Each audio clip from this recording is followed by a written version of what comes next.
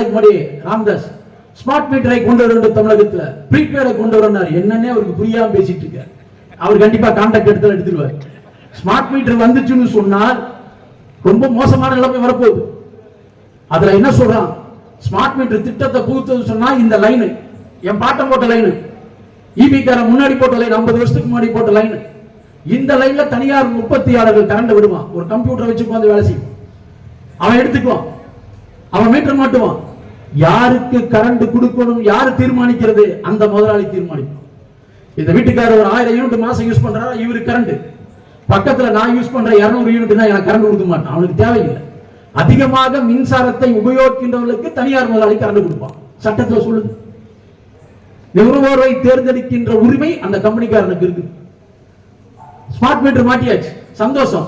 ஈபியால வீட்டுக்கு வர வேண்டியதில்லை, ரீடிங் எடுக்க வேண்டியதில்லை, கதவு தட்ட வேண்டியதில்லை, நாயை கட்ட சொல்ல வேண்டியதில்லை, காலிங் பெல் அடிக்க வேண்டியதில்லை, கார்டுல என்ட்ரி போட வேண்டியதில்லை. எல்லாம் டெக்னாலஜி. ரீடிங் உட்காந்து கம்ப்யூட்டர்ல அலுவலகத்தில் பார்த்துக்கலாம். பணம் கட்டவில்லை என்று சொன்னால் எப்படி உங்க செல்லுல பணம் கட்ட அவுட் கோயிங் கட் பண்றோம், அந்த மாதிரி இப்ப அந்த இடத்துல கட் பண்ணலாம். நல்ல டெக்னாலஜி.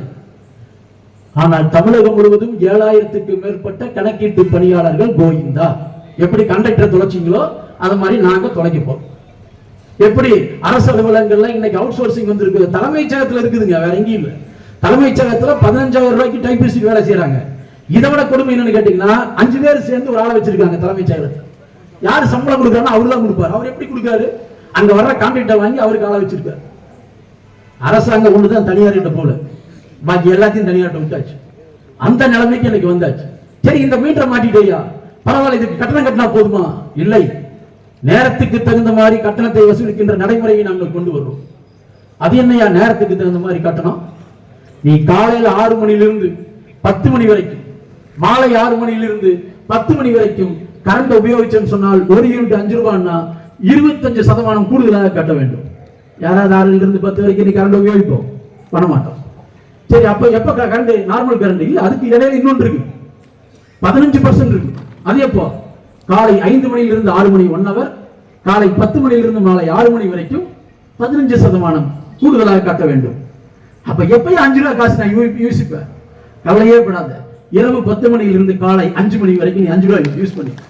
இப்ப நான் மூட்டுல வீட்டுக்காரமா இன்னைக்கு காலையில நீங்க சட்னி கேட்ட தேங்காய் சட்னி கொடுப்பாங்க, நேற்று சட்னி அரைச்சதான் கிடைக்கும். ராத்திரி 10 மணிக்கு மிக்சி ஓடும், 10 மணிக்கு கிரைண்டர் ஓடும். நம்மளை தூங்க விடாம 10 மணிக்கு மோட்டரை ஏற்றிட்டே தொட்டில போய் பார்த்துட்டு வாயான்னு சொல்ல போறாங்க. வேலைகள் பூரா மாறும். விவசாயி மோட்டர் போட முடியாது, தோழர் சொன்ன மாதிரி. விவசாயத்துக்கு இலவச மின்சாரம் கிடைச்சதுதான் பசுமை புரட்சியில இன்னைக்கு நம்ம உண்மையிலேயே ஒரு மிகப்பெரிய மாற்றத்தை தமிழகத்தில் கொண்டு வர முடிஞ்சது. இலவச மின்சாரத்தினால கைத்தறிக்கும் நெசவுக்கான மானியம் கேள்விக்குரியாது. இவைகள் எல்லாம் மோசமாக போகுது. மின்சாரத்துறை வருமானம் 80,000 கோடிங்க. மின்சார வாரியத்தில் வருமானம் 80,000 கோடி. மின்சாரத்தை விற்ற வகையில் கிடைச்ச காசு 77,000 கோடிங்க. மின்சாரத்தை வித்த வகையில. ஆனா எங்க நஷ்டம் வந்து தெரியுமா?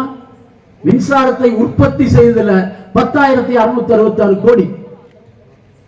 மின்சாரத்துக்கான காசு கொடுத்ததுல 12,000 கோடி. ஒன்றிய அரசோட 22,000 கோடி தான். ஆனால் அதே வேளையில் தனியார்ட்ட மின்சாரத்தை வாங்கினது 52,000 கோடி. 7,000 மெகாவாட். யோசிச்சு பாரு.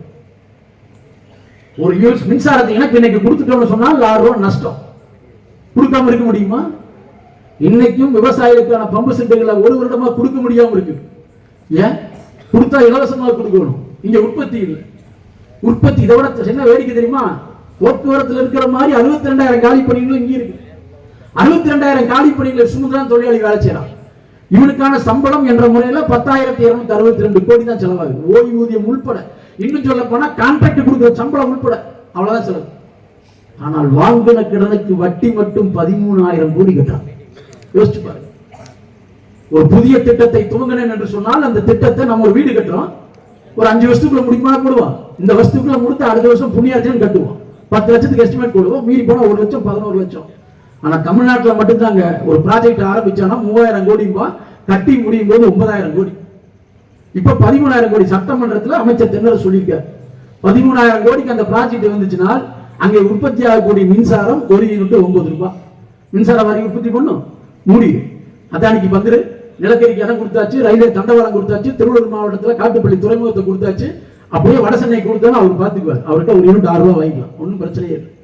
தனியார் மையத்தினுடைய மோகம், லாபத்தை சம்பாதிக்க வேண்டும்.